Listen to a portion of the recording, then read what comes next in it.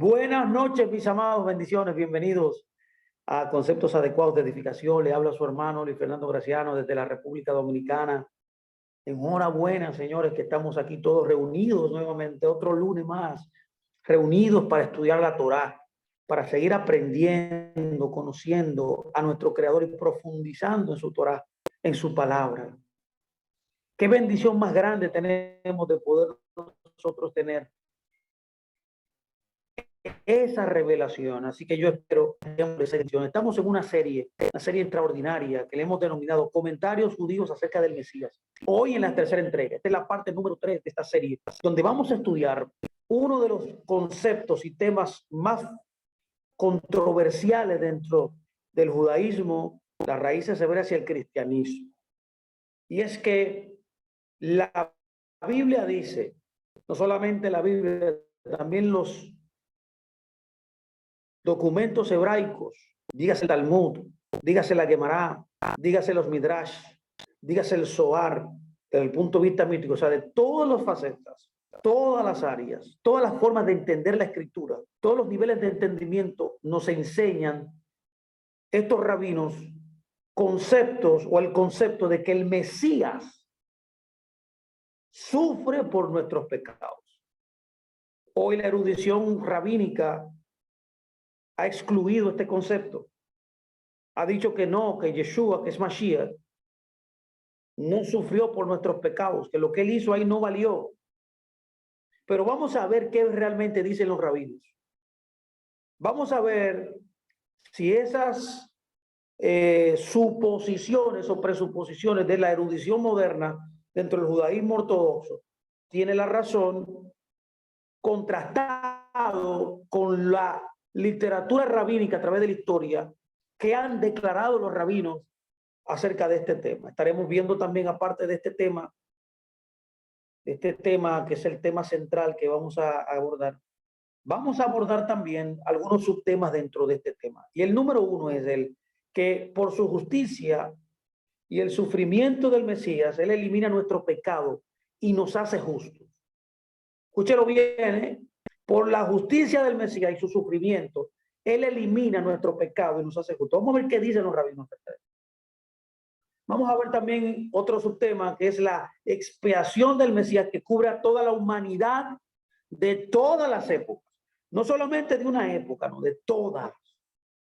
Vamos a ver también como un subtema cómo el Mesías se vincula de una manera, mire, muy profunda con Isaac. ¿Cuál es la conexión que existe con Isaac? Y vamos a ver también, como último subtema en el día de hoy, el Mesías sufriente. ¿Es el Mesías Ben Yosef o el Mesías Ben David? Vamos a verlo. Esto es muy importante. Yo espero que usted tome nota, que usted pueda captar estas cosas y que su fe sea afirmada, para que por ninguna duda usted piense que Yeshua HaMashiach es el Mesías de Israel y es el Mesías de la humanidad, ese es el siervo de Dios que fue enviado para redimir al mundo. Así que inmediatamente le doy la bienvenida a todos ustedes. Gracias por estar con nosotros. Vamos a iniciar inmediatamente este tiempo maravilloso, esperando que Dios nos guíe para que cada palabra, para que cada comentario, para que cada declaración sirva para que usted pueda ser bendecido, que pueda aprender profundamente la Biblia, la Torá, esta cultura hermosa que Dios nos ha dado de conocer su palabra en todas las facetas, en todos los ángulos, y que podamos nosotros ser de bendición, ser de ayuda también para personas que no tienen esta información, estas ideas, estas palabras que nosotros estamos manejando. Así que vamos a iniciar inmediatamente, mi amado. Así que luego de esto usted sabe que vamos a estar colgando este video en nuestro canal de YouTube, así que comparte el video, suscríbase en el canal, mándeselo a alguien. Vamos a hacer viral esta información para que mucha gente pueda tener estas palabras y pueda entender a profundidad y mayormente esta gran idea de que Yeshua es el Mesías. Así que hoy vamos a ver, como dije, lo primero que vamos a ver hoy es como tema general, cómo el Mesías sufre por nuestros pecados. Así que vamos a iniciar inmediatamente. Así que prepárese, mi amado, deme esta hora, 1 hora y media, 1 hora y 25 más o menos, para escuchar estas palabras. Mire, de acuerdo a una historia, a la tradición hebrea, Elías el profeta le mostró al rabino se llama Yehoshua ben Leví, contemporáneo del rabino Yohanan entre el siglo II y III de la era común. Mire, él le enseñó que el Mesías ya había nacido y que era un hombre adulto. El rabino Yohanan se encontró con Elías fuera de la tumba del rabino Simeón ben Yochai, y en la discusión subsiguiente se le dijo que el Mesías era uno de los leprosos pobres fuera de la puerta de la ciudad. Escuche bien esto, le llamaban así el Mesías leproso. Eso es uno de los nombres, para los que toman anotación, de cómo el judaísmo en la historia ha llamado a nuestro Mesías, el Mesías leproso. Esta historia, esta reseña la podemos ver en el Tratado Sanedrín 98a. En este pasaje no se nos da ninguna razón para que el Mesías se encuentre en tal estado, pero encaja perfectamente en una tradición más amplia. El Tratado Sanedrín 98b dice, y los rabinos dicen, el pálido de la casa de estudio o el erudito leproso es su nombre, el Mesías, como dice. Ciertamente ha nacido, ha llevado nuestras penas, ha tomado nuestros dolores y nosotros le tuvimos por azotado. La palabra azotado, la traducción del Soncino, que es una editorial judía, le llama leproso. En vez de decir azotado, ya usted quizás se percató de lo que está citando este tratado del Talmud Sanedrín 98b, es Isaías 53:4. Porque para poder validar esta idea, usted tiene que oír literalmente a Isaías 53:4. Por eso dice, y nosotros le tuvimos por azotado, dice. Le tuvimos, en otras palabras, por la traducción del Soncino, por leproso. Y dice el texto, por herido y afligido. Eso dice la totalidad del Sanedrín 98.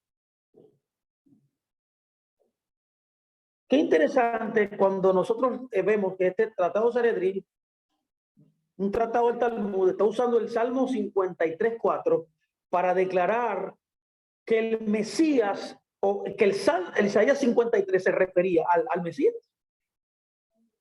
El contraste es que ahora mismo el judaísmo enseña que eso no es así, que no se trata del Mesías, pero vemos cómo los documentos hebreos, por ejemplo, el primero que hemos visto hoy, dice literalmente que era el Mesías. La evidencia dice que él es el Mesías.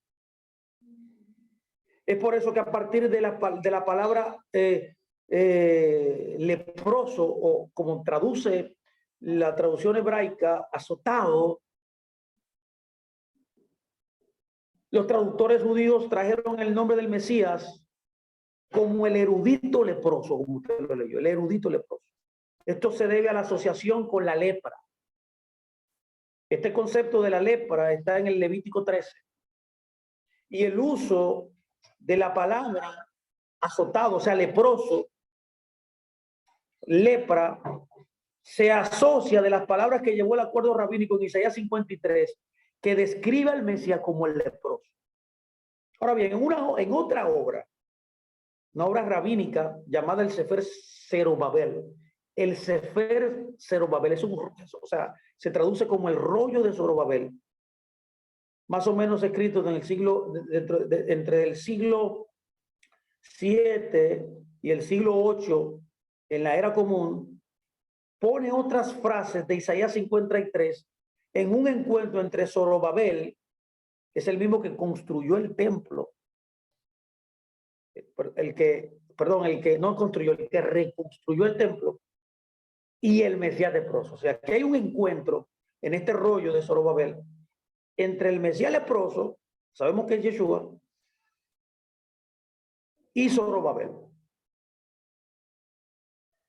Mire qué dice este rollo de Zorobabel en el capítulo 2, versos 54 y 55. Lo cito. Y yo, Zorobabel, vi a un hombre despreciado y herido Y le pregunté, ¿cuál es el nombre de este lugar? Y él me dijo, esta es la Gran Roma, en la cual estoy cautivo, en prisión hasta que llegue mi fin. Yo soy el Mesías de Dios, que estoy cautivo aquí hasta el tiempo del fin. Y cuando oí esto, escondí mi rostro de él por un momento y volví a mirarle y de nuevo me escondí porque tenía miedo. Y él me dijo, no temas, no temas. ¿Por qué callas y por qué escondiste tu rostro de mí? Yo respondí, he oído tu informe, que tú eres el Mesías del Dios de Jacob. Eso dice el tratado del Sefer Zorobabel. Qué interesante. Vemos ya dos reseñas importantes que conectan a Isaías 53 con el Mesías. Literalmente lo dicen, que es el Mesías. De igual manera, el Ruth Rabá, un comentario de Ruth, el libro de Ruth, una obra midrashica anterior, que se basó en el Talmud de Jerusalén y no en el de Babilonia, interpretó las palabras de Booz a Ruth como una profecía sobre su ascendencia, sobre su ascendente, sobre su prole, que era el Mesías. Note lo que dice el Midrash. Este es un comentario de Ruth en el capítulo 5, verso 6. Dice así. Lo cito. Él, o sea, vos, está hablando a Ruth del rey Mesías. ¿Vio? Le dice, ven aquí, acércate al reino y come el pan, que es el pan del reino, y moja tu boca en el vinagre. Estos son sus castigos, como se dice en Isaías 53. ¿Vio? Fue herido por nuestras transgresiones. Qué interesante poder ver que otro documento confirma también que el Mesías es el que está siendo declarado en Isaías 53. Esto es un concepto terminado en el cristianismo. Esto es un concepto acabado en una parte de las raíces hebreas. Hay otra parte que no cree, que se ha ido por el lado del judaísmo rabínico, que dice que no. Pero vemos ya cómo hay tres testigos dentro de la literatura rabínica de varias generaciones que afirma que Yeshua, o sea, que el Mesías es el que se está hablando en Isaías 53. Es por eso que debemos señalar a través de estos versículos aislados de Isaías 53, a veces también se utilizan para referirse también, no solamente al Mesías, como hemos visto, sino a los justos de Israel también. Como enseña el judaísmo rabínico hoy, que igualmente sufrían por el nombre de Dios. Como por ejemplo, eso está escrito en el Tratado Berajot, capítulo 5a. Sin embargo, la interpretación que hoy se promueve ampliamente entre los maestros rabínicos, como he tratado de afirmar varias veces hoy, a saber que Isaías 53 no habla del Mesías absoluto, ni solo sino que está hablando solamente de la nación de Israel, no se enseñó hasta Rashi, señores, hasta el siglo XI. Desde el siglo I, en la cual el Mesías Yeshua vino, hasta el siglo XI se enseñó que Isaías 53 siempre estaba hablando acerca del Mesías. Y siguió siendo controvertida hasta el bien entrado el siglo XIII. Todavía había pugnas desde el siglo XI al siglo XIII de que sí, de que no, de que sí, de que no. Hasta que luego del siglo XIII ya la erudición cambia hasta el momento, hasta el tiempo que estamos hoy. Es por eso que no es raro oír a los maestros judíos por ahí hablando, como lo he oído muchas veces en las plataformas digitales, hablando y enseñando. Y mucha gente de las raíces se ha dejado atrapar de eso. Para mayor información, mire qué dice un comentario de esa época. Un comentario de esa época del rabino Moshe Cohen y Crispín, un gran rabino, respondió a esta teoría con una fuerte reprimenda. ¿A cuál teoría? A la teoría de que Isaías 53 no está hablando del Mesías. Miren qué dice el rabino Moshe Crispín acerca de este tema. Él dice, lo cito, como entonces me pareció que las puertas de la interpretación literal de la parashá estaban cerradas en sus narices y que se fatigaban por hallar la entrada, habiendo abandonado el conocimiento de nuestros maestros, e inclinándose según la terquedad de sus propios corazones y de sus propias opiniones. Me complace interpretarlo de acuerdo con las enseñanzas de nuestros rabinos del Rey Mesías, y tendré cuidado hasta donde me sea posible de adherirme al sentido literal. Así posiblemente estaré viendo interpretaciones forzadas y rebuscadas de las que otros han sido culpables. Esto está escrito en un libro llamado el capítulo 53 de Isaías, de acuerdo a los intérpretes judíos. Es ahí donde él enseña esto. Usted puede ver aquí esta declaración.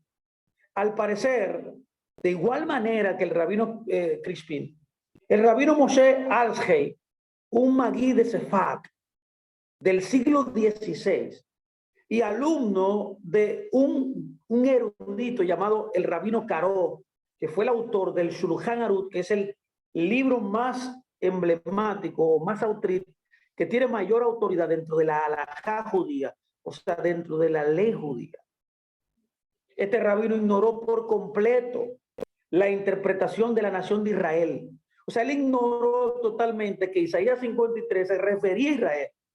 Y él declaró lo siguiente rotundamente en un documento llamado Marot Hasobot. Mire qué dice él, lo cito. Y digo que aquí nuestros maestros de bendita memoria, con una sola voz, establecieron y aceptaron que él, o sea, el profeta Isaías, está hablando del Rey Mesías. Y después de esos sabios, seguiremos nosotros. Esto es una afirmación muy poderosa, esto es una afirmación muy imperativa. Estos sabios tenían buenas razones para ser dogmáticos. Incluso el Rambán, Maimónides, había expuesto que todo el capítulo 53 de Isaías se refería al Mesías, inclusive Maimónides. La controversia sobre Isaías 53 giró en torno al reconocimiento de que la honestidad rabínica podía ser y era explotada por la iglesia cristiana medieval como instrumento contundente contra los judíos. Es por eso que un gran rabino llamado Yosef Ben Caspi, nacido en el año 1280 y muerto en el año 1340, en la era común, instó a la comunidad rabínica a cambiar la opinión mayoritaria por la de Rashi, alegando de que el no hacerlo daría ocasión a los herejes para interpretarlo como que era Jesús, literal. Es ahí donde surge esta contradicción, es ahí donde surge este desviarse de entender el Isaías 53 como que es el Mesías. En este contexto, es importante repetir que Rashi no inventó la interpretación del pueblo de Israel. Judíos por el judaísmo señala con razón que esta visión alternativa se remonta al comienzo de la presión patrocinada por la Iglesia Católica sobre los judíos para que debatieran este pasaje de Isaías con los cristianos. Esa teoría o esa presión o esas ideas comienzan a surgir en el siglo III de la era común. Lo que los antimisioneros no mencionan es que estos dos puntos de vista contradictorios coexistieron en la comunidad rabínica sin anularse mutuamente durante al menos 1000 años.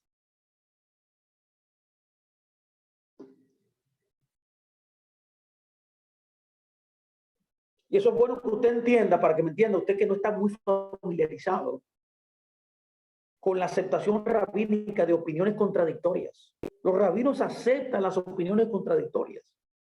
El problema aquí es con esta contradicción de Isaías, que la contradicción dice que la mayoría de los rabinos desde el siglo I, cuando vino Yeshua, hasta el siglo XI, toditos estaban de acuerdo que era el Mesías. Luego esta esta contrariedad comienza a desviarse en el siglo XI, pero que inicia ya esta contradicción desde el siglo III. O sea, desde el siglo III viene esa contradicción confrontándose dentro del pueblo de Israel. Ahora, es importante entender que las contradicciones son parte del judaísmo, son parte de la mentalidad de cómo piensa un judío. Para nosotros que somos creyentes, que venimos del cristianismo y estamos en las raíces hebreas, ahora, eso nos parece como algo loco, como que algo contraproducente. No, es que la mente judía es así. Es por eso que le invito a escuchar nuestra serie de la mentalidad hebrea que nosotros hicimos hace un tiempo. Está aquí en nuestro canal. Usted puede ir a buscarlo y verlo. Cómo piensa un hebreo es totalmente contrario a la forma como piensa un judío, de cómo piensa un cristiano, de cómo piensa un creyente como nosotros del Mesías. Estamos en las raíces hebreas ahora.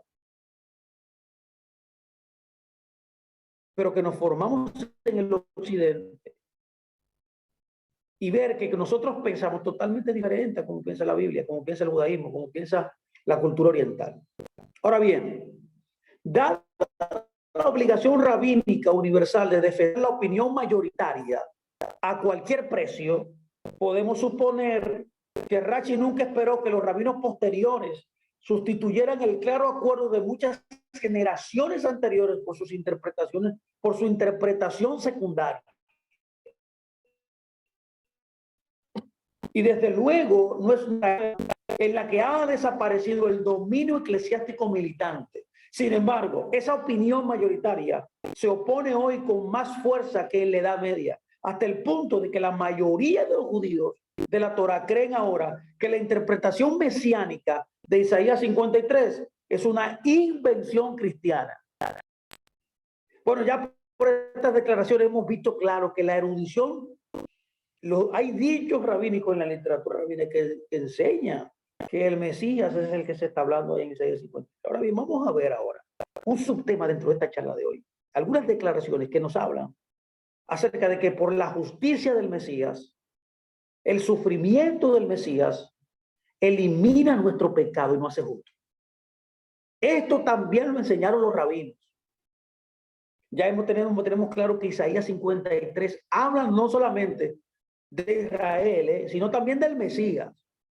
Es una buena interpretación siempre decir que en Isaías 53 se refiere al Mesías. Ahora bien, veamos si es cierto a través de los comentarios rabínicos de su justicia, lo que él hizo en el Calvario, su sufrimiento, como lo describe Isaías 53, elimina nuestro pecado y nos hace justos. El judaísmo enseña que no. Ahora bien, vamos a ver. Mire, los rabinos reconocían que todo hombre necesitaba expiación de sus pecados. Los eruditos propusieron: se ordena el entierro por deshonra y la descomposición del cuerpo por la expiación o por los pecados cometidos de la vida durante la vida. Estoy citando ahora mismo el Tratado Sanedrín 46b. Escuche qué dice. Los eruditos propusieron: se ordena el entierro por deshonra, o sea, la descomposición del cuerpo, o por expiación o por los pecados cometidos durante la vida. Aprendan del hecho de que los justos fueron enterrados. Si dices que es por expiación, ¿necesitan expiación los justos? Pregunta. La verdad es que sí. Escucha bien que dice el Tratado Sanedrín. Dice, la verdad es que sí. Porque está escrito. Y ahí menciona Eclesiastés 7:20 que dice, no hay justo en la tierra que no haga el bien y que no peque.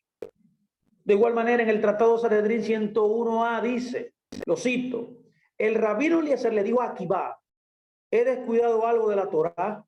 Y él respondió, tú, maestro, nos has enseñado, porque no hay un justo en la tierra, sobre la tierra, que haga el bien y nunca peque. Eso también está citando el Eclesiastés 7:20. Eso está en el Tratado Sanedrín 101a. De igual manera, en el Tratado Berajot se cuenta una historia similar.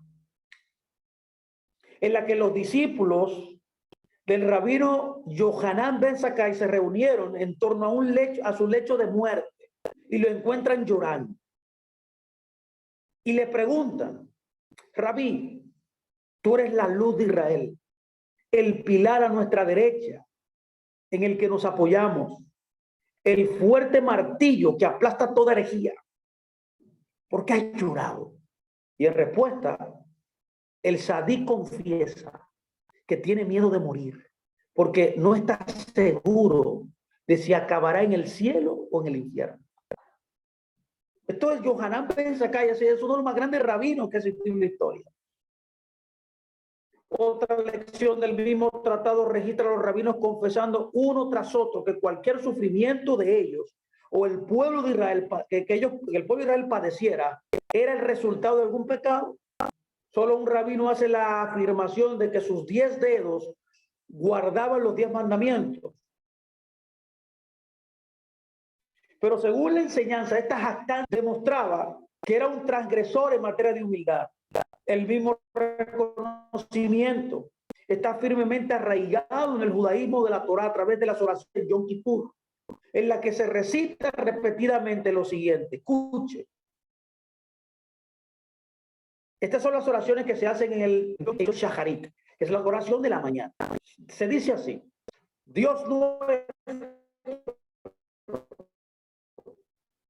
de nuestros padres, que nuestras oraciones de ti y no te escondas de nuestra súplica, porque no somos atrevidos ni duros de servir para decir delante de ti, Señor Dios, nuestro y Dios de nuestros padres, somos justos y que no hemos pecado, sino que nosotros y nuestros padres hemos pecado. Esta es la oración que se hace en el Shacharit, en Yom Kippur. Como se resalta el pecado. En contraste, el rey Mesías, hijo de David, o el Mashiach ben David, se destaca especialmente por su justicia. Él se destaca por su justicia. Está escrito de él en el libro de Jeremías 23:5 y en Jeremías 33:15 también lo siguiente: haré brotar para David un renuevo justo. Haré brotar para David un renuevo justo. En los dos versos en Isaías, tanto en el capítulo 23 como en el capítulo 33, declara esta palabra. Todo el mundo sabe, tanto en el cristianismo como en el judaísmo, de que esta declaración del renuevo justo es una palabra para el Mesías.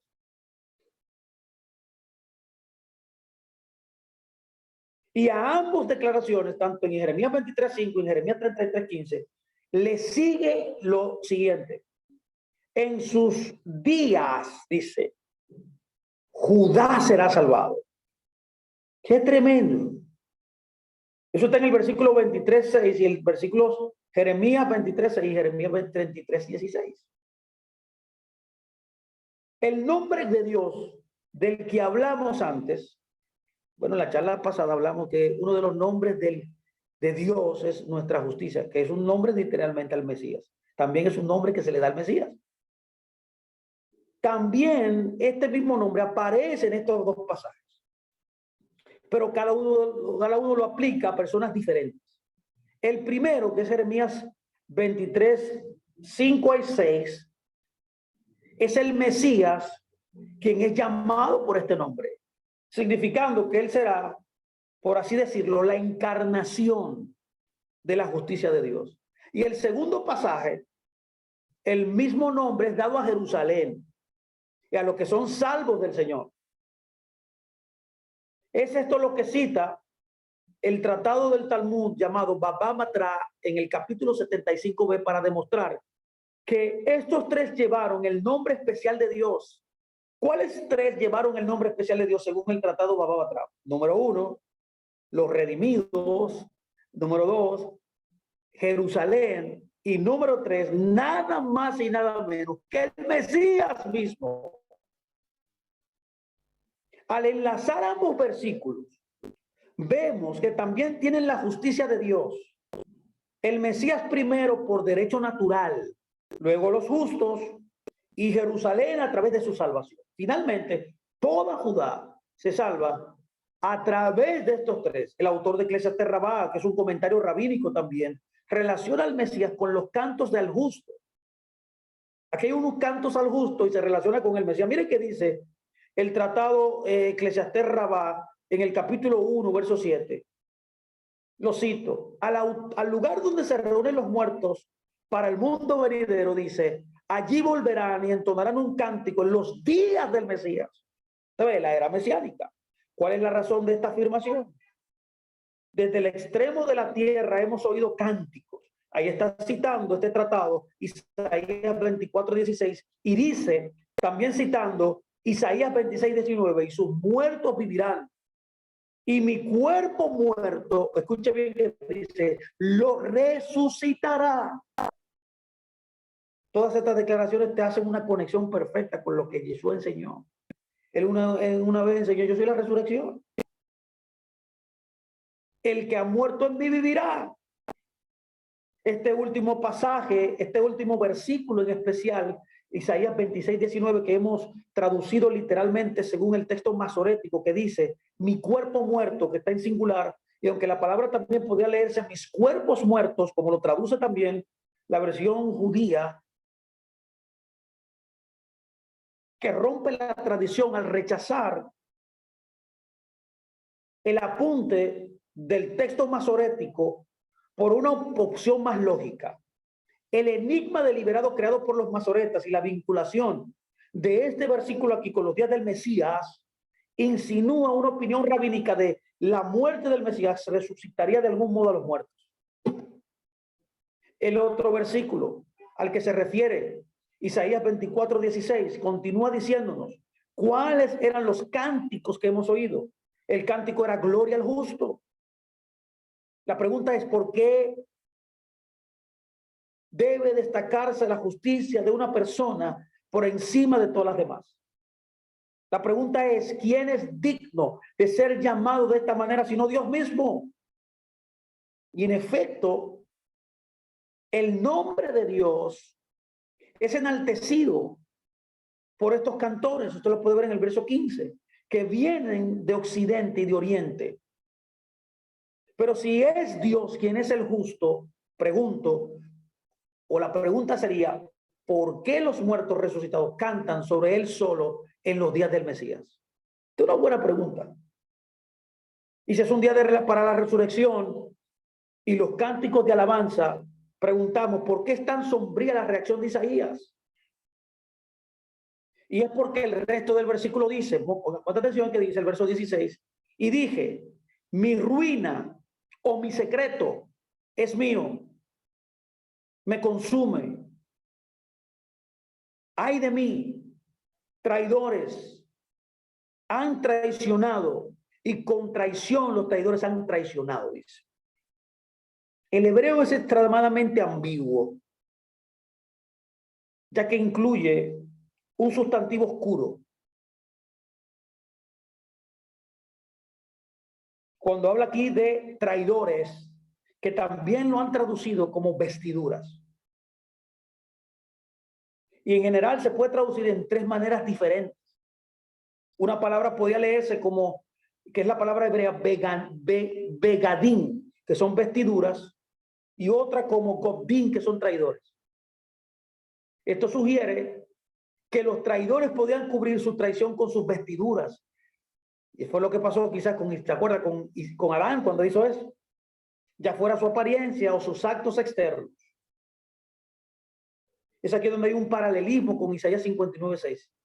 De manera que lo que no es ambiguo es el tono de angustia y acusación. Los gritos de júbilo que se oían glorificando a Dios procedían de las islas del mar, como dice el verso 14 y 15. El canto al justo procede de los confines de la tierra, no de Sion.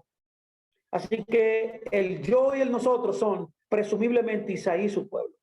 Pregunto, ¿quiénes son entonces aquellos cuya traición hace gemir a Israel y a quienes se culpa de su ruina? Bueno, cuando vemos el Tratado Sanedrín 94a, que ve a Isaías lamentándose aquí porque el Mesías se retrasa, o si esto debe entenderse como Dios diciendo, mi secreto es mío. Y así lo traduce la editora Soncino del Talmud. Pregunto, ¿retrasa entonces Dios al Mesías por la traición que ve? ¿O por el propio fracaso de Ezequías? Una explicación atribuida a Bar-Caná de Séforis o al rabino Papías. Paradójicamente, se decía que el justo, es una declaración directa al Mesías, llegaría a una de las generaciones más injustas de Israel. Escuche muy bien. Se enseñaba eso en Israel. Un testimonio de esto es el rabino Ismael, un rabino que vivió en el siglo VIII de la era común, que describió de una manera poderosa y muy clara la condición moral como una en la que se multiplicarían las mentiras y se suprimiría la verdad. Se eliminaría la Torá y se multiplicarían los pecados de Israel. Eso está en un libro llamado el Pirkei Avot, en el capítulo 30. Una obra del siglo V también llamado el Sefer Ekalot aplica Isaías 59 a la generación del Mesías. No es casualidad que Yeshua le llamó a esa generación una generación adúltera, una generación le llamó malvada y adúltera. Cuando usted lee Isaías, cuando usted lee Mateo 23, Mateo 24, usted puede ver cómo él la llama. Y señalando que su fragante pecaminosidad requeriría que Dios rescatara, que Dios rescate a su ungido, a su justo. Miren qué dice el tratado Sefer Ekalot en su edición, en una edición del 1873, dice así: y cuando el santo bendito sea él, ve que no hay nadie justo en la generación, y nadie piadoso en la tierra, y ninguna justicia en las manos del hombre, y que no hay hombre como Moisés, y nadie para suplicar como Samuel, que pidió misericordia ante el lugar.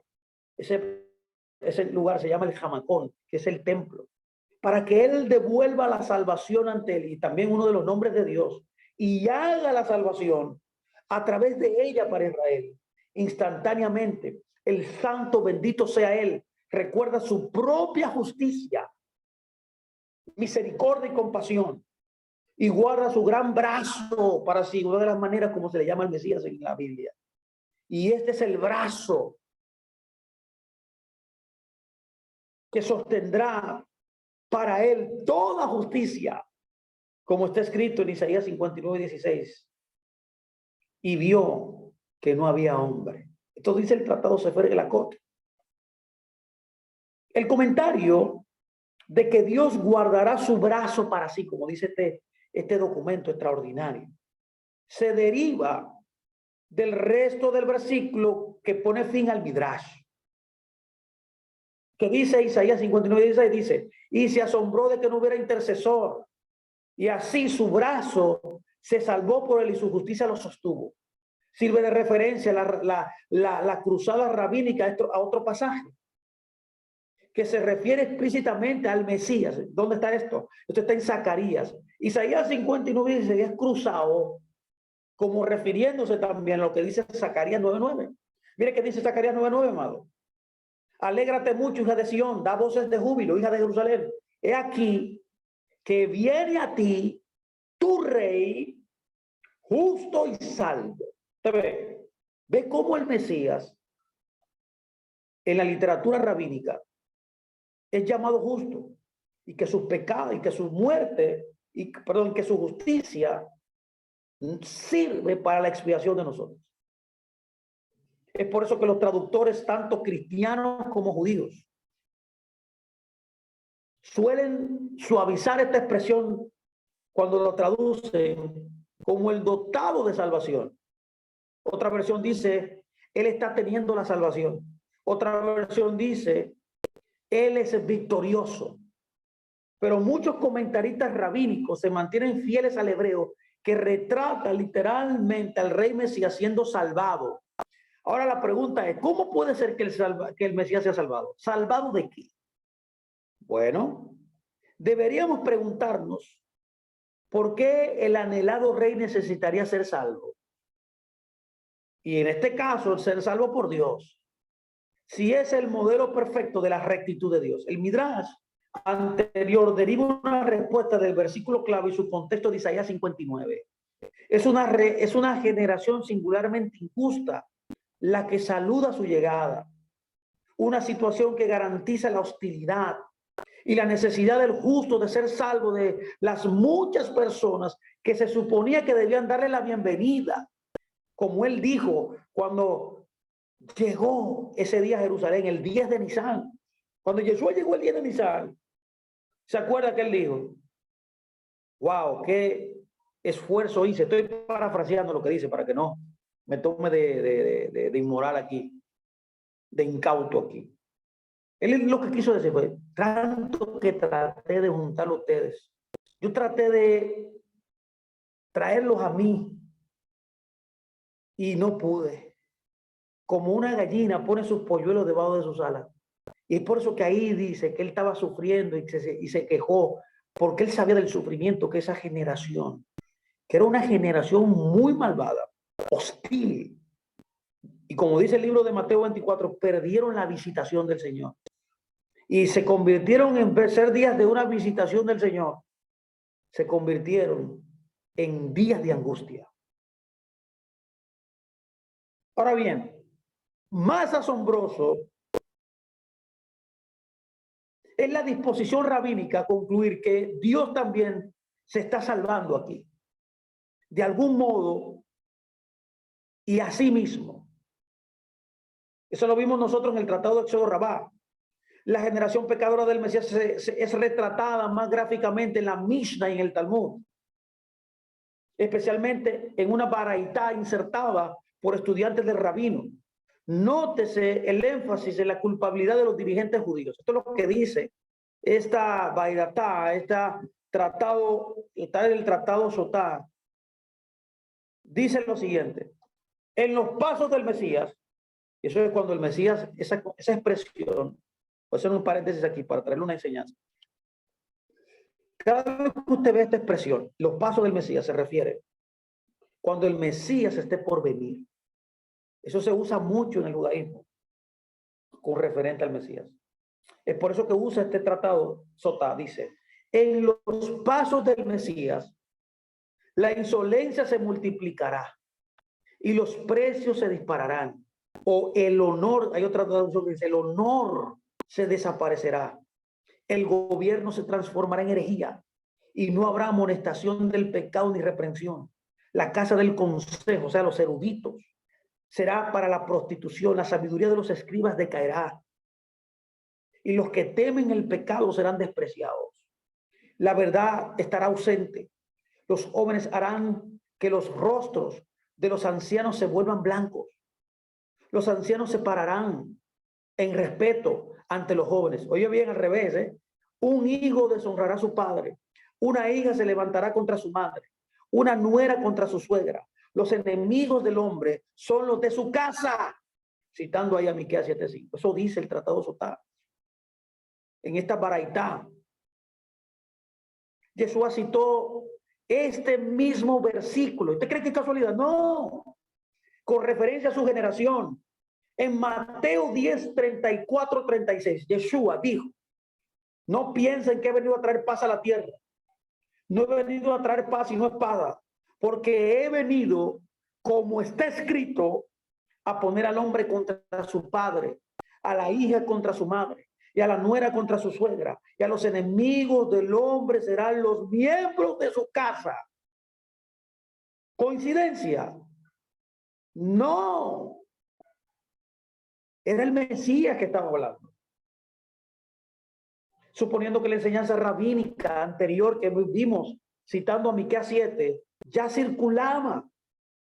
Lo que Yeshua hizo fue que la complementó aquí con el entendimiento de que él mismo era el que iba a desencadenar esta enemistad familiar, abriendo una brecha entre los justos, o sea, los pocos que lo reciben, y los malvados. Era la mayoría en esa generación. Y eso es lo que trata Mateo 23, Mateo 24 y Mateo 25, mis amados. cuando se destruye el templo, lo que se conoce como la abominación desoladora. Él lo mismo lo habló claramente. Jesús habló claramente de que esa generación era una generación adúltera, malvada. Ahora bien, según este pasaje rabínico que es muy conmovedor, al Mesías se le dio la opinión, se le dio la opción de evitar el rechazo y el sufrimiento que su generación le infligiría. ¿Dónde tenemos esto? Bueno, hay un gran documento llamado el Peshitá Jabatí, en el capítulo 161b, que nos lo dice. Está reseñado y está aquí comentado por los rabinos. Mire qué dice el Peshitá Jabatí. Dice: en el cielo, el santo bendito sea, comenzó a meditar con él, o sea, el rey Mesías, sobre las condiciones de su futura misión. Qué hermoso es esto. Y dijo: aquellos que están ocultos contigo, o sea, tu generación, sus pecados en el futuro te forzarán a un yugo de hierro y te harán como este becerro cuyos ojos se han oscurecido, y ahogarán tu espíritu con el yugo y con los pecados de esto. Tu lengua en el futuro se apagará al paladar. ¿Aceptas esto? Si tu alma está turbada, los desterraré. O sea, esa generación desde ahora. Y dijo ante él: amo de los mundos, es el Mesías, amo de los mundos, con alegría en mi alma y con gozo en mi corazón. Oye, ¿qué dice Yeshua? Lo acepto sobre mí mismo, para que no se pierda ni un solo de Israel, y no solo que se salven los vivos en mis días, sino incluso los muertos que han muerto desde los días del primer Adán hasta ahora. Y no solo esos, sino incluso los mortinatos se salvarán. Y no solo los mortinatos, sino incluso aquellos a cuya creación tú diste pensamiento, pero que no fueron todavía creados. Esto es tremendo, esta declaración es tremenda. Y esto es lo que quiero. Esto es lo que acepto para mí. Eso dijo el Mesías. En aquella hora, dice el tratado Peshitá Jabatí, el santo bendito sea, le dijo: Efraín, Mesías, mi justicia. Lo voy a repetir: Efraín. Ese es uno de los nombres también como se le llama al Mesías en el judaísmo. Mesías, mi justicia. Ya aceptaste sobre ti desde los 6 días de la creación. Ahora que tu dolor sea como mi dolor. Este es el fin de lo que dice el Peshitá Rabatí 161b. ¡Qué tremenda declaración! Los pecados de todas las generaciones, mi amado, desde el Génesis hasta el final de los días, están ahí contenidas para poder ser redimidas, mis amados, a través del Mesías. Es por eso que con una profunda visión del corazón de Dios y de su unión con el Mesías, el pasaje continúa poniendo en la boca del Mesías sufriente las palabras del Salmo 22 también, que todo el mundo conoce, que es un salmo mesiánico, ante las cuales el Peshitá Rabatí, un capítulo más adelante, en el capítulo 162, dice que Dios lo consuela. Dios consuela al Mesías diciendo, lo cito: con respecto a esa hora, o sea, del sufrimiento del Mesías, David había gritado y dicho: mi fuerza se ha secado como una vasija de barro. Estoy citando el Salmo 22, 16, el Salmo 22, 15 y en Hebreo 16. En esa época, en esa hora, dice: el santo bendito sea, dice Efraín, que es uno de los nombres del Mesías, Mesías mi justicia. Wow, esto es tremendo. Ya aceptaste esto sobre ti desde los 6 días de la creación. Ahora tu dolor es como mi dolor. En esa hora, Efraín, o sea, el Mesías le dice: amo del mundo, ahora mi mente está en reposo. Es suficiente para el siervo ser como su amo. Fin de la cita, mi amado. Este es el tratado Peshitá Jabatí 162. Ahora bien, compare, mi amado, la declaración de Efraín con la que Yeshua hizo a sus discípulos en Mateo 10, 24, 25, para prepararlos de esa forma a sufrir los maltratos que iban a sufrir por su causa. Está escrito y dice, un discípulo no está encima de su maestro, le digo. Un discípulo no está encima de su maestro, ni un esclavo por encima de su amo. Al discípulo le basta ser como su maestro y al esclavo ser como su amo. Eso Jesús le dijo esto preparándolo mentalmente para que ellos pudieran soportar los sufrimientos que todos ellos en los años posteriores a él irse iban a sufrir. Ahora bien, veamos otro subtítulo, otro subtema interesante. Hemos visto que su justicia redime a todas las generaciones del mundo, sino que también la expiación del Mesías abarca a toda la humanidad en todas las épocas. Esto es importante. La cita anterior, además de un conmovedor retrato del amor del Mesías por Israel, también describe un efecto de largo alcance de su sufrimiento sacrificial. Incluso los muertos que han muerto desde los días de Adán, como dice, el primer hombre hasta ahora, incluso los mortinatos, incluso aquellos en cuya creación tú pensaste, pero que todavía no habían sido creados, dice el texto. En resumen, los sabios esperaban que el Mesías redimiera a todos los hombres en cada generación. Esto es increíble. Porque todos los hombres en todas las partes necesitaban ser redimidos. Estos parámetros rabínicos son sorprendentemente similares a la declaración del Nuevo Testamento en algunos pasajes. Por ejemplo, mire que dice Romanos 5, 18, 19. Así pues, como por la transgresión del primer Adán hubo condenación para todos los hombres, así también por un acto de justicia hubo justificación de vida para todos los hombres. Porque así como por la desobediencia de un solo hombre, los muchos fueron constituidos pecadores, así también por la obediencia de uno, los muchos constituidos justos.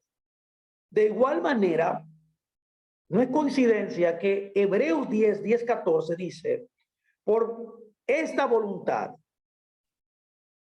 hemos sido santificados mediante la ofrenda del cuerpo de Yeshua HaMashiach, hecho una vez y para siempre, porque con una sola ofrenda hizo perfectos para siempre a los santificados. ¿Cuál es esta voluntad? Es la unión del Mesías con la voluntad de su Padre. También es digno de mención que en el pasaje del Peshitá Jabatí anterior, Dios proclama que el Mesías había aceptado su papel de sufrimiento. Dios y el Padre y su Hijo, que es Yeshua el Mesías, llegaron a un acuerdo. Y el Mesías, siendo el Hijo sufriente, él aceptó ese papel de sufrimiento. Es por eso que dice desde el sexto día de la creación, fechando así la obra expiatoria del Mesías, así como su existencia desde antes de la fundación del mundo. Así que le invito a ver nuestra primera entrega de esta misma serie, donde vimos y hablamos acerca de la preexistencia del Mesías. Esto también revela un notable acuerdo con las enseñanzas del Nuevo Testamento, mi amado. Hebreos 9:26 dice, de lo contrario, que el Mesías habría necesitado padecer a menudo desde la fundación del mundo. Pero ahora, una vez al cabo de los siglos, se han manifestado para quitar del medio el pecado mediante el sacrificio de sí mismo. ¿Vio? Como el mismo texto de Hebreos 9:26 concuerda con la declaración del Peshitá Jabatí, que desde los 6 días de la creación Dios había establecido la expiación. Primera de Pedro también 1:19, 20 nos dice, fueron redimidos, dice, con su sangre preciosa, como de cordero sin mancha y sin contaminación, con la sangre vital del Mesías, habiendo sido conocido de antemano, dice, antes de la fundación del mundo. ¿Casualidad? No, son las mismas ideas. Eso nos da la conexión perfecta de que Yeshua es Mashiach. Eso nos da el entendimiento preciso, no por nuestro conocimiento o del cristianismo o de la raíz hebrea, sino por lo que los rabinos en el judaísmo rabínico dicen. De igual manera, el Revelación 13:8 dice, y todos los que moran en la tierra le adorarán. Todos aquellos cuyo nombre no está inscrito desde la fundación del mundo en el libro del Cordero. Le llama el libro de la vida, Revelación, que ha sido inmolado, que es el verdadero Mesías. Puesto que los rabinos, mi amado, reconocen que el sacrificio expiatorio del Mesías fue ordenado desde el momento de la creación, como hemos visto. Tanto el Nuevo Testamento lo confirma, que abarca toda la humanidad desde Adán hasta, desde Adán.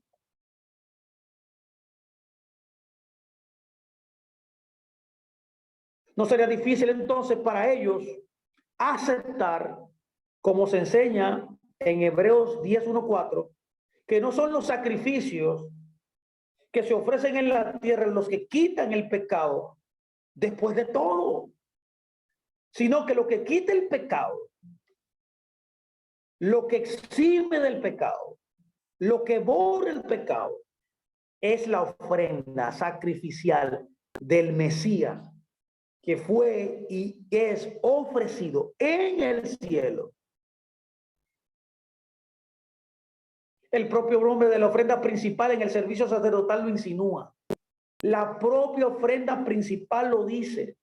Y aunque Dios le dio el nombre se llama Olad Tamid, que es el sacrificio continuo o el único sacrificio continuo, eso está en Éxodo 29:42, es físicamente imposible que los hombres ofrezcan un olad continuamente. Y en el mejor de los casos, solo pueden repetirse innumerables veces día y noche. Es por eso que en Números 28:3 Dios repite la ordenanza para el sacrificio, especificando 2 corderos por la mañana y por la noche, y sin embargo llamándolos una sola ofrenda tamid.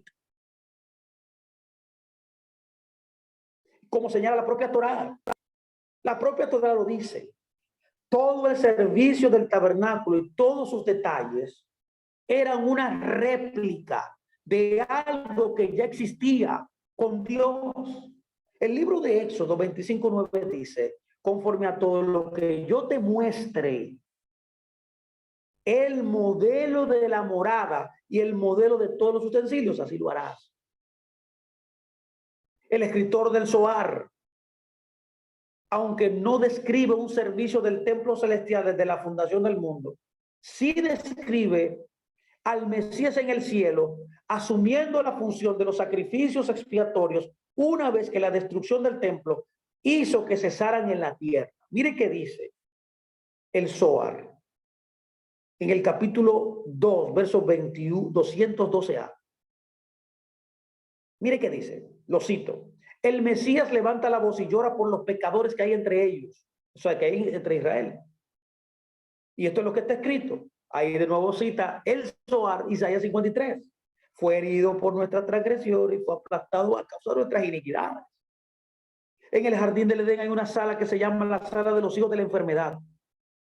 El Mesías entra en esa sala y convoca todas las enfermedades y todos los dolores y todos los sufrimientos de Israel para que vengan sobre él. Y todos ellos vienen sobre él. Escuche. Y si así no trajera libre Israel y tomara sobre sí sus sufrimientos, ningún hombre podría soportar los sufrimientos que Israel tiene que padecer por haber descuidado la Torá.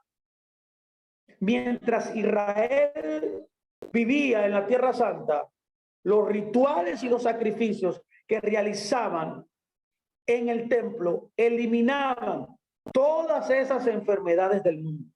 Ahora, durante el exilio, escuche bien, el Mesías las elimina de los hijos del mundo. Fin de esa cita. Fin de la cita del Zohar, capítulo 2, de 221a. ¡Wow! Esto es tremendo. En esta historia, mis amados, los patriarcas se acercan al Mesías después de su sufrimiento.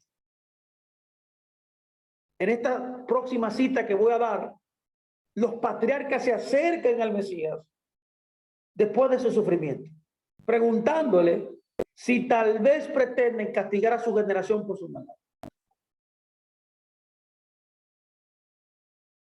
Mire qué dice. Voy a citar también el Peshitta Rabbati en el capítulo 162 y 163. Es ahí donde está esta historia, esta declaración, esta reseña. Mire qué dice. Los padres del mundo, Abraham y Jacob, se levantarán en el futuro, en el mes de Nisan, y le dirán, escuche bien, Efraín, Mesías nuestra justicia, aunque nosotros somos tus padres, tú eres más grande que nosotros, porque sufriste las iniquidades de nuestros hijos y pasaron sobre ti duras medidas que no habían pasado sobre las primeras generaciones ni sobre las últimas. Y tu fuerza se secó como una vasija de barro. Todo esto a causa de los pecados de nuestros hijos. ¿Deseas que nuestros hijos disfruten de esta bondad que el santo bendito sea asignó a Israel? ¿O acaso a causa de los grandes sufrimientos que padeciste por causa de ellos, tu mente no está tranquila respecto a ellos? Y él le responde. Escuche ahora qué responde el rey Mesías. El rey Mesías dice, padres del mundo, todo lo que lo he hecho solo por ustedes y por sus hijos, por su honor y el de ellos, para que gocen de esta bondad que el santo bendito sea le ha asignado a Israel. Los padres del mundo le dicen entonces, Efraín, Mesías, nuestra justicia, deja que tu mente descanse, ya que has tranquilizado la mente de tu hacedor y nuestras mentes. Dijo el rabino Shimon ben Pasi, en esa hora, el santo bendito sea, eleva al Mesías al cielo de los cielos y extiende sobre él el esplendor de su gloria. Eso dice el Peshitta Rabbati, capítulo 162, 7.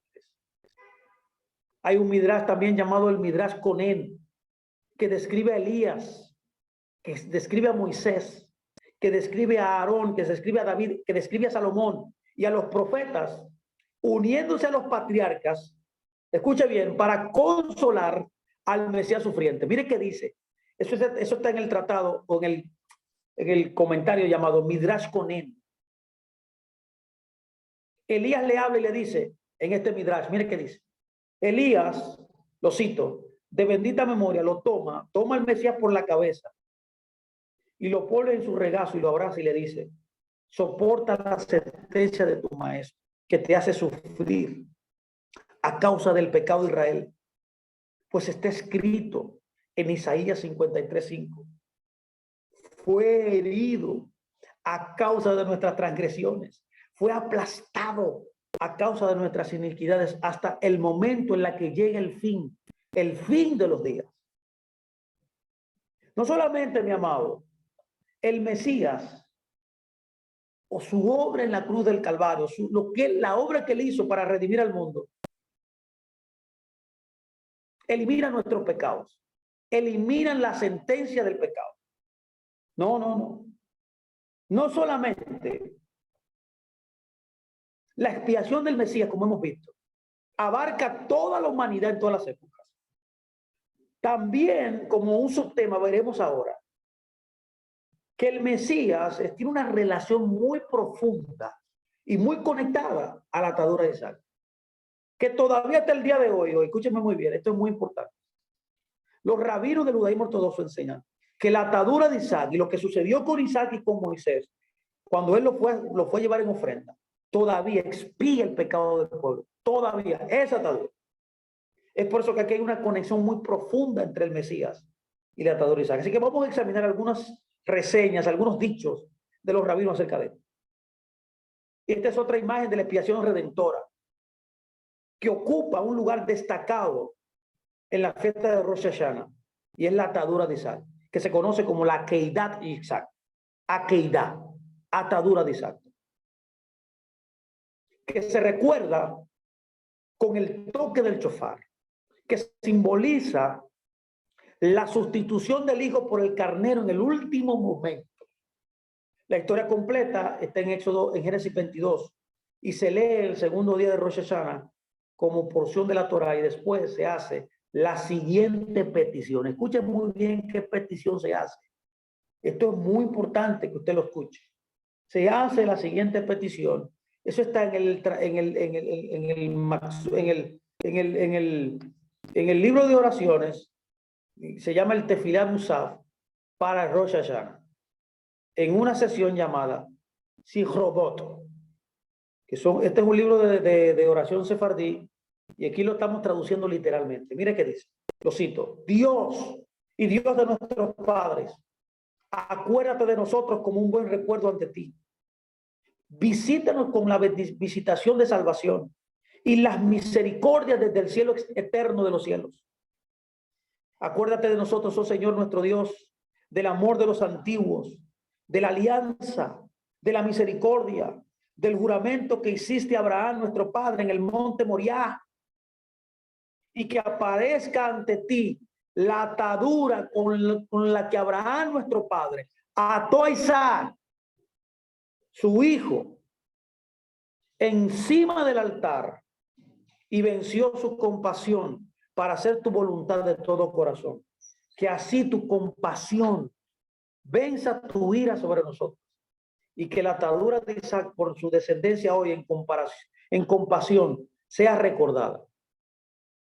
Bendito eres tú, oh Señor, que recuerdas el pacto. Esto dice este tratado de oración de Rosh Hashanah. Es por eso, mi amado, mire, que los rabinos enseñan que no solo hay que elogiar a Abraham por su obediencia, sino que también hay que honrar y que elogiara también a Isaac.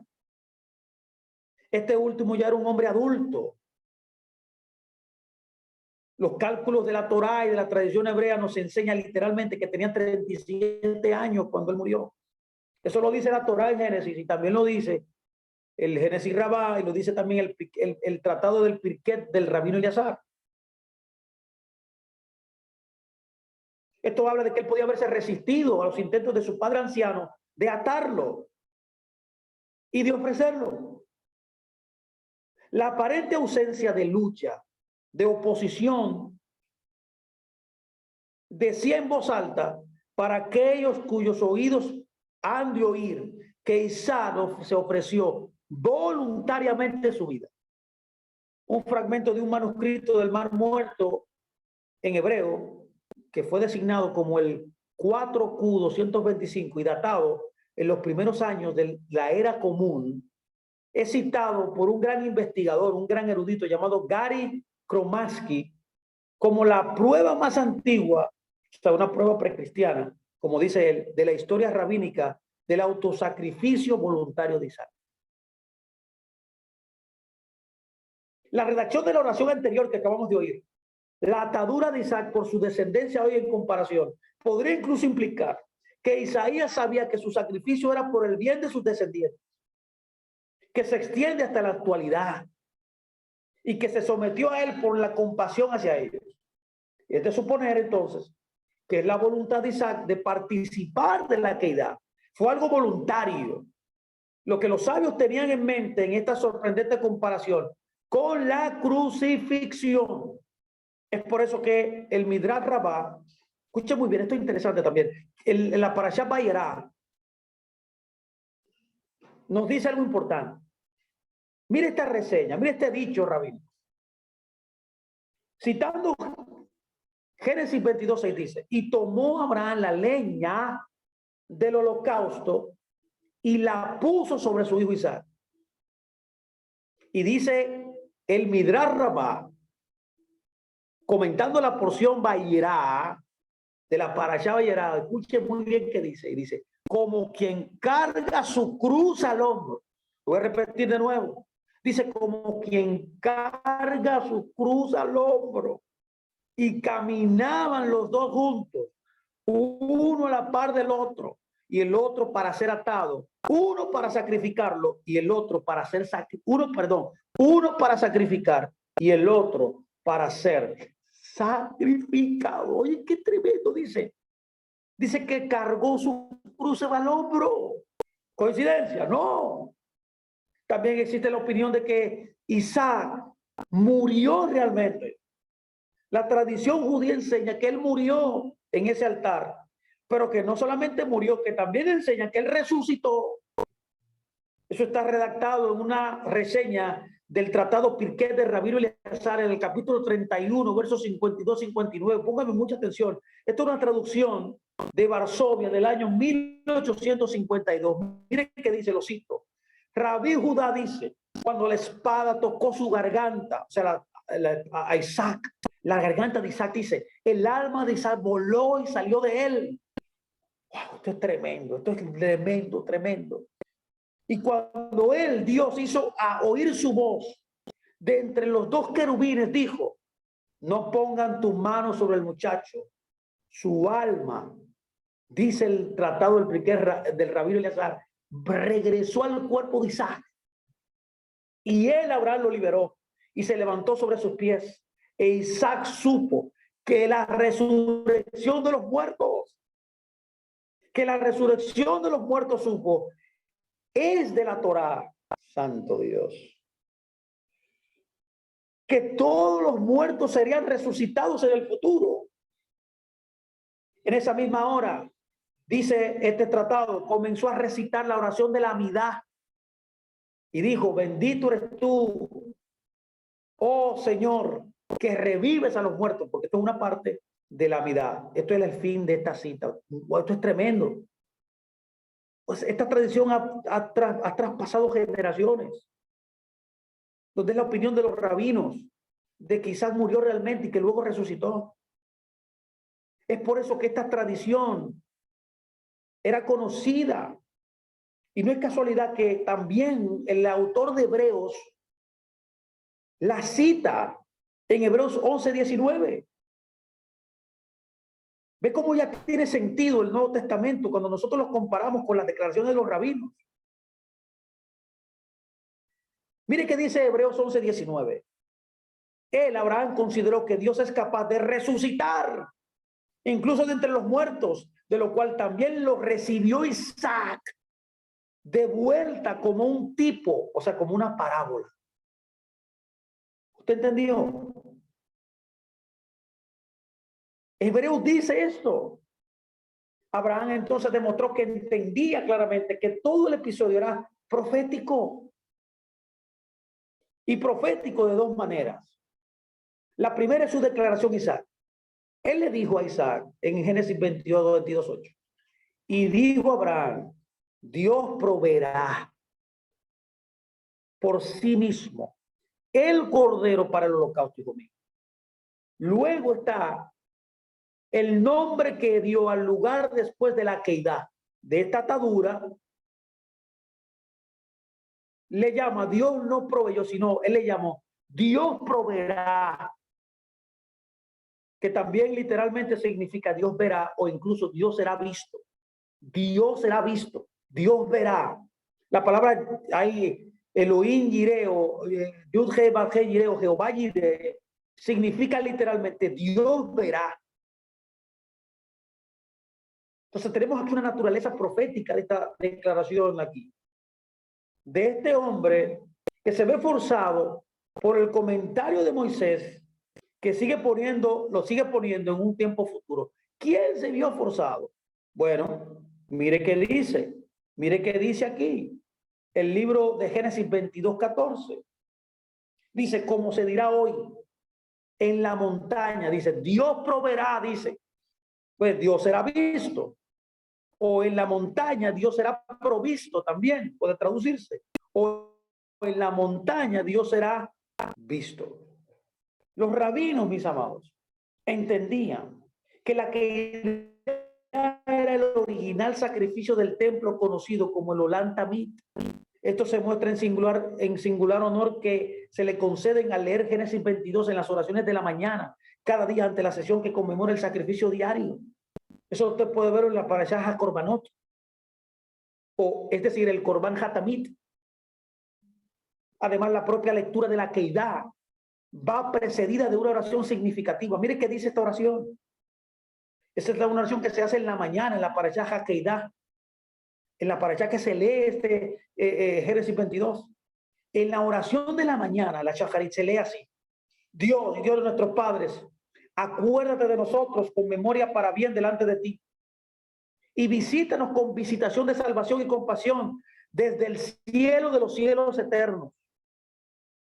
Y acuérdate de nosotros, oh Señor, nuestro Dios, del pacto y de la misericordia, del juramento que hiciste a Abraham, nuestro padre, en el monte Moriah, y de la atadura con que ató a Isaac su hijo sobre el altar, como está escrito en tu Torá.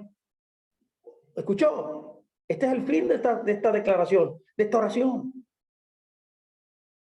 Aquí hay una inusual declaración de los cielos que establece una conexión con la Keidá y un cielo de los cielos interior que es sempiterno, o que se remonta, como dice esta oración, al principio de los tiempos. ¿Vio cómo dice? Dice, desde los cielos eternos. El uso aquí es kedem, que significa también antiguo. Lo vimos también en la oración de Rosh Hashanah, como leímos anteriormente en esta charla, que hacía referencia a la Keidá. El uso aquí entonces de kedem, al hablar de la salvación que sale de ese antiguo lugar para visitarnos, se parece mucho a Miqueas 5:1, que describe el Mesías cuya salida también proceden de Miqueas. Bueno, eso lo vimos en la charla en la primera charla que dimos en esta serie. Así que le invito a buscarle esta serie para que vea, hablando de la eternidad del Mesías, de la preexistencia del Mesías, que él viene desde el Kedem, desde lo antiguo. Los sabios que pidieron a Dios que nos visitara con la salvación, sin duda reconocieron estas palabras. ¿Cuáles palabras? Dios se proveerá de un cordero para un olá, que Abraham profetizó de una caída realizada por Dios, no por el hombre. Mientras que el Isaac literal fue reemplazado por un carnero que fue ofrecido por Abraham, aquel a quien él o ella representaba, sería ofrecido por Dios mismo. Ya usted sabe quién es el Mesías. Y es por eso que la Biblia nos enseña que a Abraham se le mostró el acontecimiento futuro. Y esto está implícito en el relato de la Torá en Génesis 22:4. Mire qué dice Génesis 22:4. Al tercer día, Abraham alzó los ojos y vio el lugar de lejos. Esto presumiblemente fue lo que le dio fe para decir a sus siervos que ambos, o sea, él y Isaac regresarían. Es por eso que vemos en el verso 5, yo y el muchacho iremos allí, adoraremos y volveremos a ti. La idea se apoya en Génesis Rabá, mis amados, en el tratado o en la porción Lech Lejá del capítulo 22, donde el rabino Akiva, en un debate con el rabino Yohanan Ben Zakkai, insistió en que Abraham sí se le había mostrado el futuro, no solo de este mundo, sino también del mundo venidero. Si es así, significa que también vio los días del Mesías. ¡Wow! Y esto lo confirman las propias palabras de Yeshua. Yeshua en Juan 8:56 dice, tu padre Abraham se regocijó al ver mi día y vio mi día y se alegró. Esto nos lleva a la otra parte de la queidad, a la atadura de Isaac. Tú ves la conexión que hay entre el Mesías y la queidad. El padre, que es la representación de Abraham, dispuesto a ofrecer su hijo unigénito, a quien él amaba. ¿Tú crees que es casualidad que dice ahí también en Génesis 22:2 que él era el hijo único? Y en la petición citada anteriormente de la oración Musaf que acabamos de leer, en realidad suplicamos a Dios que siga el ejemplo de Abraham. Lo que tenemos entonces aquí es una imagen terrenal de la mayor aqueidad que Dios proveerá, hablando del futuro, señalando esa obra que iba a ser Yeshua y que su padre iba a proyectar. Un único hijo, el hijo unigénito de Dios, que voluntariamente entrega su vida en sumisión a su padre, o sea, Isaac, y la compasión con su simiente, que es un presagio de lo que Yeshua y el padre iban a hacer también. Y un padre como Abraham, que pone su compasión por nosotros, por encima incluso de su amor por su único hijo. Son uno en propósito y en amor hacia nosotros. De alguna manera, Esto se entiende de una manera rabínica para proporcionar la redención del tipo buscado en Rosh Hashanah. Una vinculación por la cual el juez de toda la tierra perdona a su pueblo que es pecador. Para añadir más intriga a todo esto, póngame mucha atención, que esto se pone mejor todavía. La oración personal que sigue el primer toque del shofar, que es el segundo día de Rosh Hashanah, incluye también una apelación muy especial. Incluye una apelación, escuche, muy especial. Eso está en el Maxor. O sea, el libro de oración, el libro de la liturgia que se utiliza en Rosh Hashanah. Mire qué dice. Mire esta apelación. Esto es tremendo. Cito. Que sea tu voluntad que el sonido del shofar que soplemos sea tejido con una cortina por la persona designada, tal como tú recibiste por Elías de bendita memoria. Y ahora mira qué dice. Y Yeshua Sarjapanim, lo voy a repetir, dice Yeshua Sarjapanim, o príncipe del rostro del Eterno, o ministro del santuario interior, y el ministro Metratón, y llénate de compasión sobre nosotros. Bendito eres tú que tienes compasión. Eso está en el Maxor de Rosh Hashanah, señores. Esto es tremendo. Aquí el Maxor utiliza el nombre literal de Yeshua. El nombre literal de Yeshua. Yeshua Jarzapanim, que es el príncipe del rostro, que era el príncipe del santuario. Una oración similar se hace también en el día de Rosh Hashanah, mis amados. El primer día de Rosh Hashanah, salvo que falte el nombre de Yeshua. Y a Elías solo se le sigue Metatron, que recibe el nombre de Sarjapanim. El hecho de que un maxor hebreo, esto es interesante, autorizado, que hasta el día de hoy se ora esa oración, aparezca el famoso heraldo del Mesías, junto con el nombre sospechosamente familiar que ahora ostenta títulos desconocidos, pero claramente exaltados. Debería hacernos arquear, debería doblarnos ahora mismo.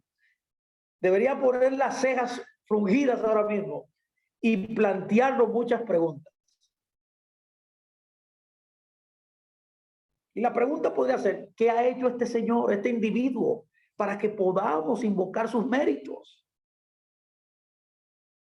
Porque aquí en estas oraciones se invocan los méritos del Sarjapanim, de Yeshua Jarzapanim. Si es digno de este título de Jarzapanim, Japanim, Sarjapanim, ¿por qué nuestros maestros no hablan de él, de su papel?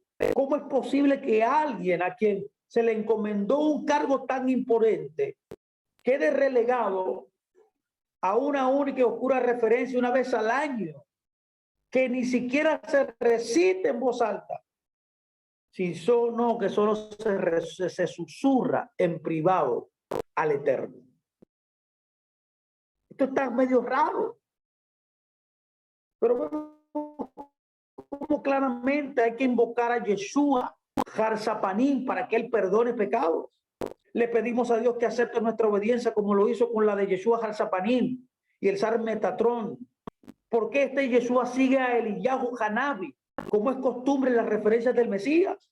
Siempre se utiliza esta conexión entre el profeta Elías, Eliyahu Hanabi y Yeshua. Siempre es costumbre en el judaísmo citarlo a los dos juntos, porque su nombre va unido al misterioso príncipe Metatrón, un ser primordial, celestial, retratado en la literatura rabínica como la 10ª y última emanación de Dios, de la presencia que se aparece a hombre, porque se aparece a hombre en la literatura rabínica, y que lleva el chocante título de Dios menor.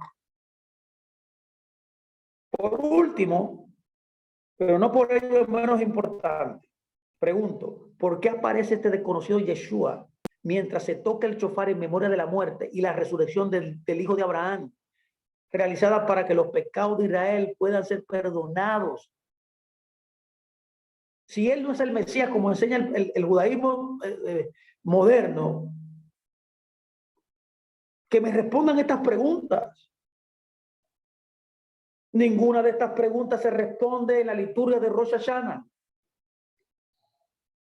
ni en ningún otro lugar que nosotros conozcamos. Sin embargo, la historia rabínica demuestra que la Keidá, o sea, la atadura de Isaac, no está vinculada originalmente con Rosh Hashanah en lo absoluto.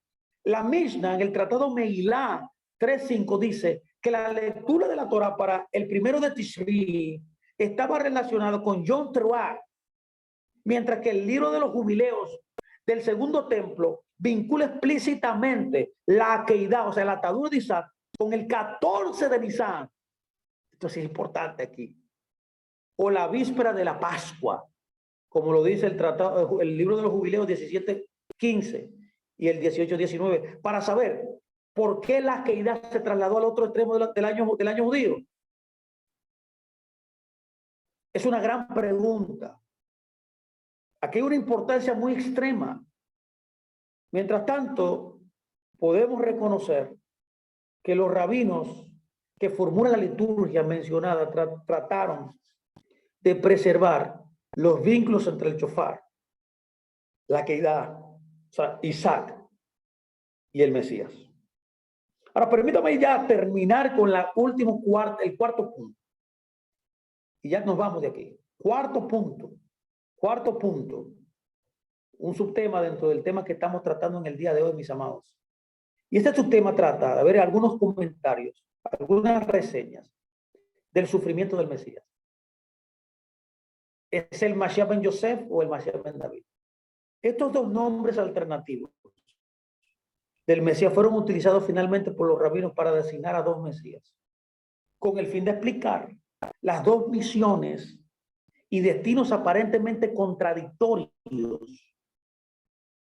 que fueron predichos por los profetas. En la mayoría de los casos, el Mashiach ben Yosef, que muchas veces es intercambiado por el Mashiach ben Efraín, o también se le llama Efraín, como hemos visto en esta misma charla, era el que sufriría, era el que moriría por el pecado y sería rechazado por su generación, como vimos en todo esto que hemos enseñado hasta ahora. Pero el Ben David era totalmente diferente, o también como se le conoce como simplemente David, era quien rescataría a Israel de sus enemigos y el que sería exaltado con gloria y se sentaría en el trono de David para siempre. Entonces, aquí los rabinos, al ver toda la Torá, han entendido que el Mesías tiene dos maneras en las cuales se expresa. Sin embargo, existen interesantes referencias cruzadas entre ambos Mesías o entre ambas funciones que el Mesías iba a cumplir. Hay referencias cruzadas, esto es interesante.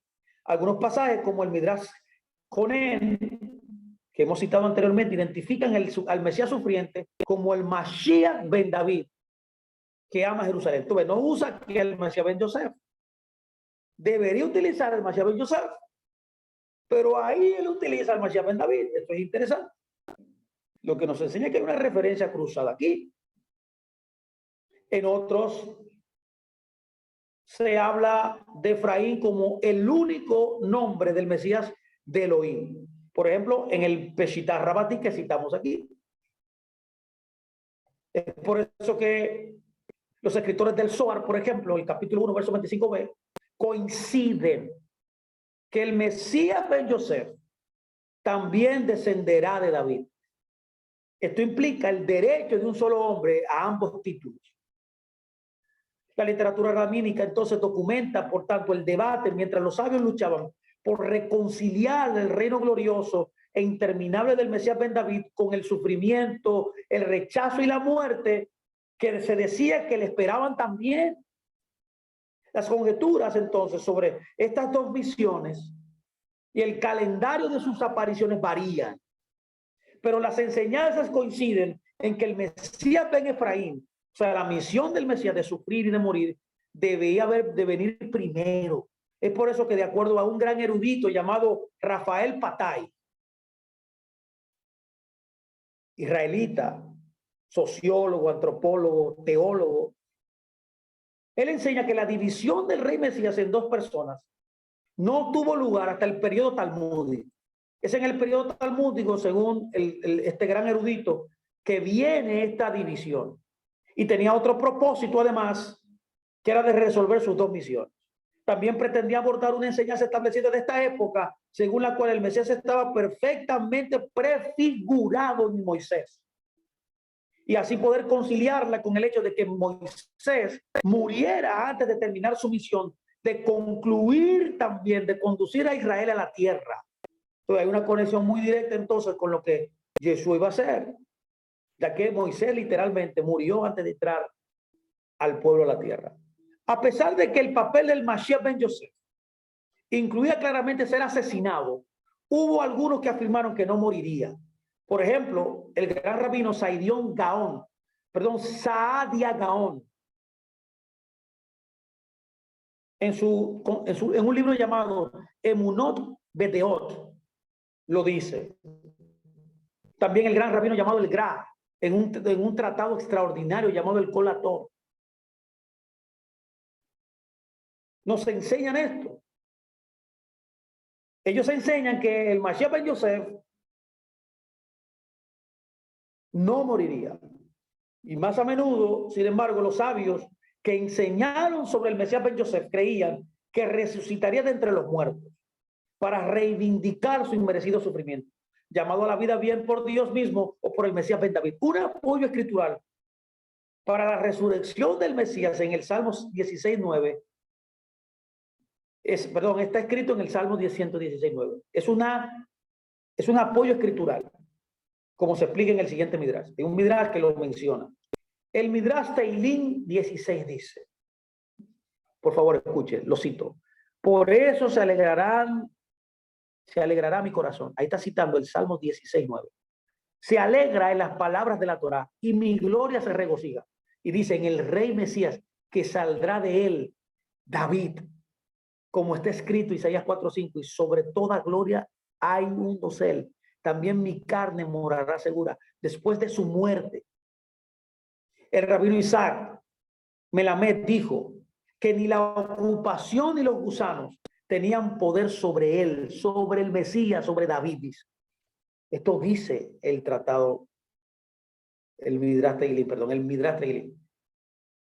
Explicando la expectativa de David de no ver la corrupción como basada en su regocijo en el Mesías, debería estar claro que el Midrash aquí, así como la lógica, ya que David llevaba mucho tiempo muerto, que el segundo David, que es una referencia al Mesías, es el Mesías mismo, señores, que lo resucitaría de entre los muertos para demostrar que ni la corrupción ni los gusanos tenían poder sobre él. Esta fue también la conclusión que llegó Pedro en el libro de los Hechos, capítulo 2, 24-32, que basó su aplicación, que su declaración en este mismo Salmo.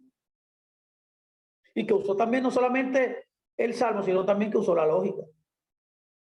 El Salmo 16, 10, 11 dice, porque no dejarás mi alma en la tumba, no entregarás a tu piadoso o a tu justo para que vea corrupción. Me anunciarás el camino de la vida. Y sorprendentemente, mi amado, el Midrash que acabamos de oír continúa explicando que la referencia anterior no se aplica solo a David y al Mesías, sino, escuche bien, que se aplica a Dios mismo. Lo voy a citar, mire, lo cito, dice, no dejarás mi alma en el Seol, no abandonarás a tu piadoso, a tu Hasid. El santo bendito sea el llamado Hasid, como está escrito, porque soy clemente, dice el Señor, o sea, soy Hasid. Y David se llamó a sí mismo Hasid, como está escrito en el Salmo 86:2, preserva mi alma, porque soy Hasid, o sea, soy piadoso. El Midrash entonces también omite el versículo final. Entrega a tu Hasid para que vea la corrupción, porque está claro que Dios mismo no puede morir. ni ver la corrupción.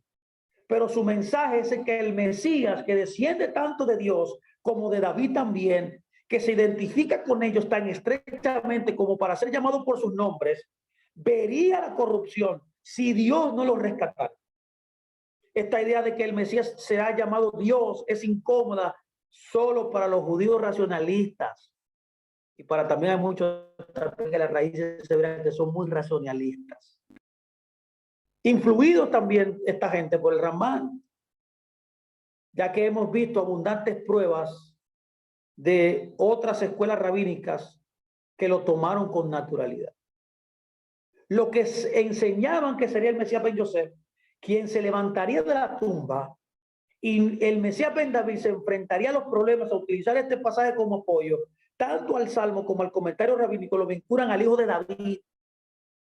Y de hecho, el reconocimiento de que los profetas y los primeros sabios hablaban de un solo Mesías, no de dos, hizo que al menos un midrash posterior, publicado alrededor del año 1740, llegara a la conclusión de que después de todo, solo aparecería un solo Mesías.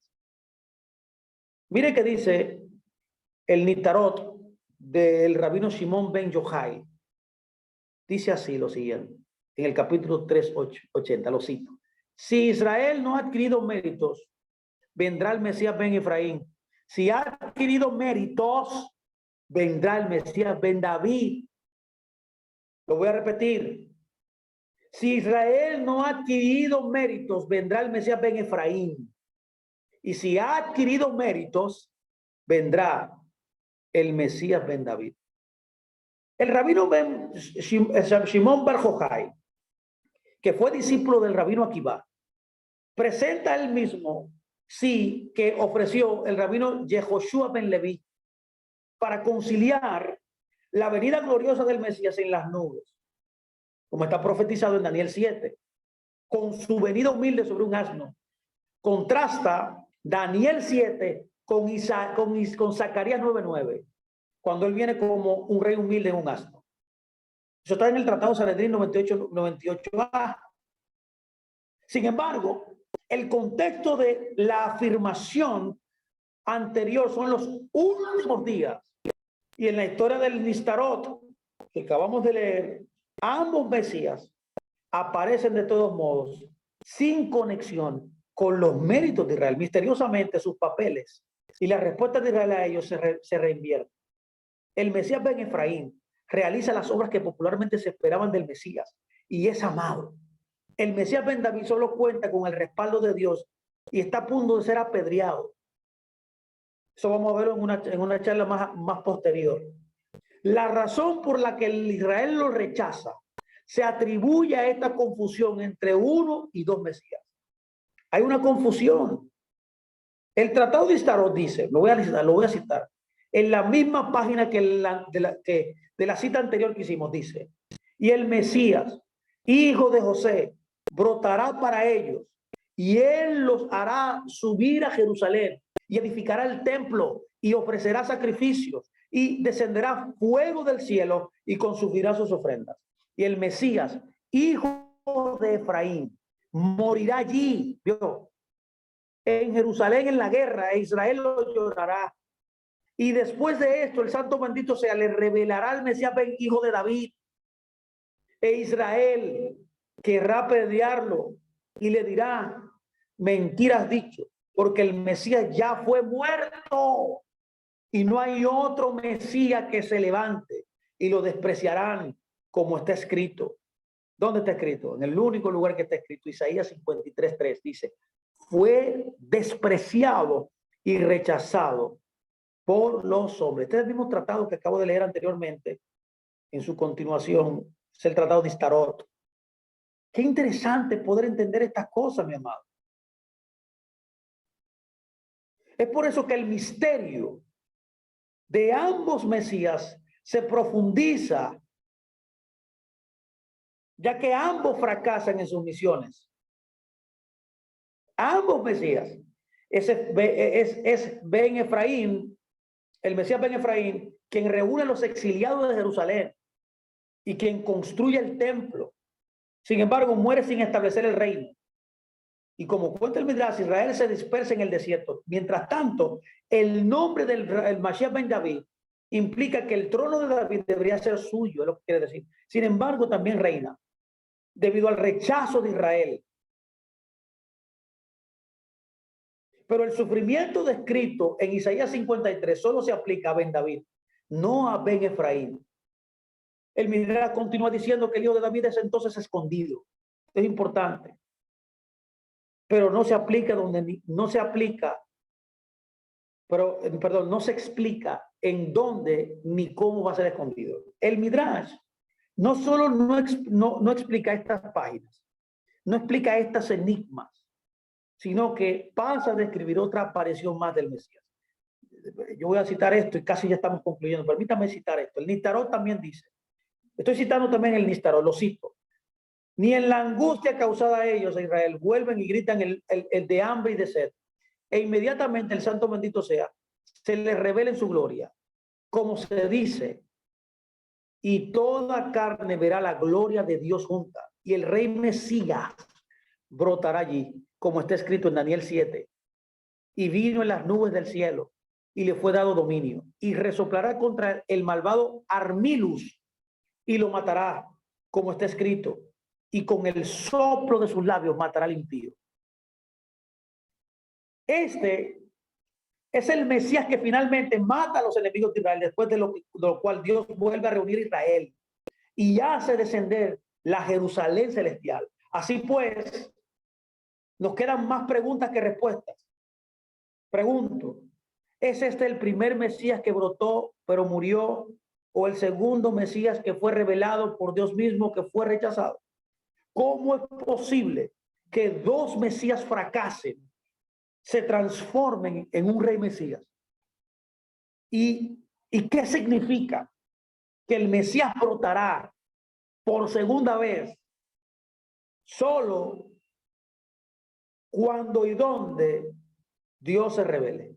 Estas son preguntas importantes. Y yo termino con esto, y es diciendo lo siguiente: la única solución que da sentido a este rompecabezas de los rabinos es que un Mesías lo hace todo. Un mismo Mesías lo hace todo. Primero viene Israel, reúne a sus perdidos, construye una casa espiritual para Dios, luego muere, es resucitado para aparecer de nuevo, solo para ser rechazado como un falso pretendiente, y luego es ocultado, y finalmente regresa en las nubes para matar a los enemigos de Israel, vestido de la gloria de Dios y llevando abiertamente su nombre. Le pregunto entonces, ¿cuándo se convierte finalmente en el rey Mesías? La respuesta es cuando Israel se dé cuenta de que lo había despedido erróneamente como mentiroso, cuando recapacite que el Mesías que vino por primera vez es el verdadero, y que claman de hambre, como dice el Nestarot, de sed por la revelación de Dios. Esto es lo que voy a decir hoy. Espero que este tiempo, mi amado, le haya bendecido. Esto ha sido maravilloso, esta información que hemos puesto a su consideración. Yo espero que este tiempo le haya bendecido y que usted haya sido edificado y que se le hayan aclarado muchas nubes, muchos nubarrones, por estar escuchando personas ahí que hablan tonterías sin ver lo que la tradición ha enseñado. Así que yo espero que sea de gran bendición esta propuesta que hemos puesto. Así que continuaremos el próximo lunes viendo a otros puntos importantes de frases, reseñas, dichos judíos acerca del Mesías. Yo espero que sea de gran bendición esta charla. Así que un abrazo a todos ustedes. Shabbat, shalom, iba a decir Shabbat Shalom. Shalom a todos ustedes. Shalom, shalom.